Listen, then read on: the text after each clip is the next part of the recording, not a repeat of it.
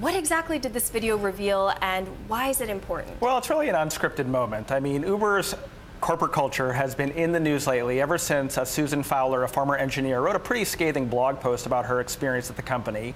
Then we received basically a dash cam video from a longtime Uber driver who's unhappy about the direction that pay for drivers has been going. He sent that to us, and have a listen. So in this conversation, which takes place on Super Bowl Sunday, Travis is actually talking to some friends about the culture at Uber and how the company is doing. Have a listen.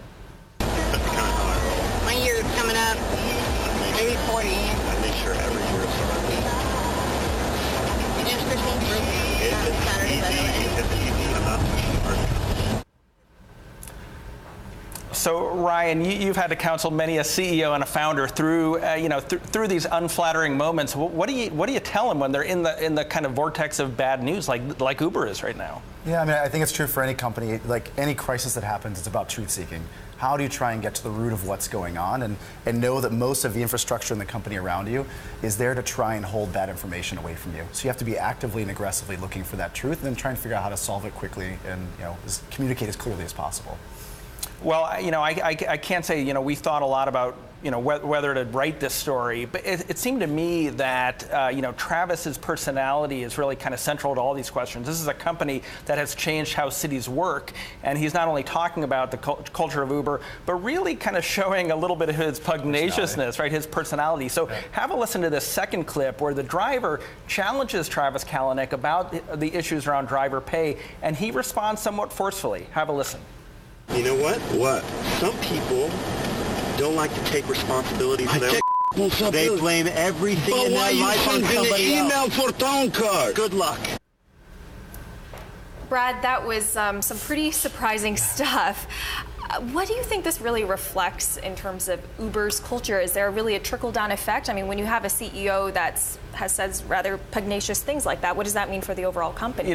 This is why actually Uber has been successful because, Travis, he doesn't suffer fools. He has bowled over every regulatory and competitive challenge in his way. The issue is that he has to be a politician now, right? He has to deal with these very sensitive constituencies. And here's maybe an example of him not putting his best foot forward. And Ryan, I'm curious to hear what you think. I mean, you're friends with some of these folks on the Uber management team, and you've known Travis for a long time. Do these CEOs and founders now have a responsibility to be a little less pugnacious and more politically astute? Yeah, I think any company that ascends in the way they have and other companies have, there's a point where you're fighting as an outsider for a long time, and suddenly you're someone everyone else looks at, and there's a transition that happens, and you see some leaders make it and some don't. And I think they're going through that transition now. I mean, watching this, I'm curious to see and think through, you guys get something like this dropped on your doorstep. How do you think about the process of assessing that and whether you publish it or not?